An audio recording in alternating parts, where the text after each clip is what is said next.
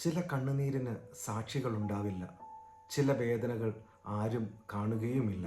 പക്ഷേ ഓരോ കണ്ണുനീർത്തുള്ളിയും യേശു കാണുന്നുണ്ട്. ഒരു ചെറിയ ഗ്രാമത്തിൽ താമസിച്ചിരുന്ന ഒരു കുടുംബം. വലിയ സ്വപ്നങ്ങളൊന്നുമില്ലായിരുന്നു. ദിവസം ജോലി ചെയ്താൽ ആ ദിവസത്തെ ഭക്ഷണം കിട്ടുന്ന ഒരു സാധാരണ ജീവിതം മാത്രം. ഒരു ദിവസം ആ കുടുംബത്തിന്റെ ലോകം ഒറ്റ നിമിഷം കൊണ്ട് തകർന്നു.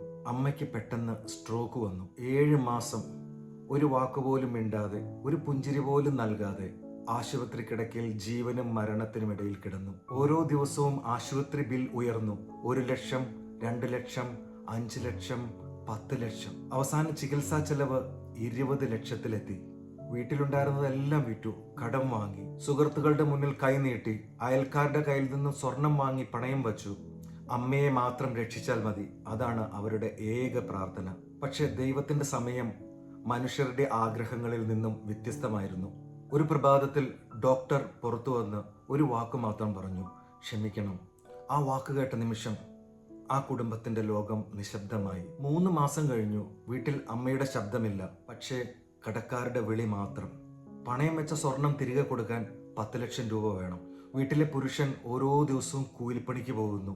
വൈകുന്നേരം തിരികെ വരുമ്പോൾ കയ്യിൽ കുറച്ച് രൂപ, ഹൃദയത്തിൽ 1000 ഭാരങ്ങൾ. ഒരു ദിവസം ആരും കാണാതെ അവൻ ഒരു ചെറിയ ബൈബിൾ തുറന്നു. കണ്ണീരോടെ ഒരു പ്രാർത്ഥന മാത്രം പറഞ്ഞു: യേശുവേ, ഇനി എനിക്ക് വഴിയൊന്നും കാണുന്നില്ല, നീ അല്ലാതെ മറ്റാരുമില്ല. ആ രാത്രിക്ക് ശേഷം സാഹചര്യങ്ങൾ പെട്ടെന്ന് മാറിയില്ല, പക്ഷേ അവന്റെ ഹൃദയം മാറി. നിരാശയ്ക്ക് പകരം പ്രത്യാശ വന്നു, ഭയത്തിന് പകരം വിശ്വാസം വന്നു. കാരണം അവനൊന്നും മനസ്സിലാക്കി: ജീവിതത്തിൽ കൊടുങ്കാറ്റുകൾ ഉണ്ടാകില്ല എന്ന് യേശു വാഗ്ദാനം ചെയ്തിട്ടില്ല, പക്ഷെ ഓരോ കൊടുങ്കാറ്റിലും താൻ ഉണ്ടാകുമെന്ന് അവൻ വാഗ്ദാനം ചെയ്തിട്ടുണ്ട്. ഇന്ന് ഈ കഥ കേൾക്കുന്ന നിങ്ങളും ഒരുപക്ഷെ ആരോടും പറയാൻ കഴിയാത്ത ഒരു വേദനയുമായി ജീവിക്കുകയായിരിക്കാം. കരയാൻ പോലും കഴിയാത്ത രാത്രികൾ ഉണ്ടായിരിക്കാം.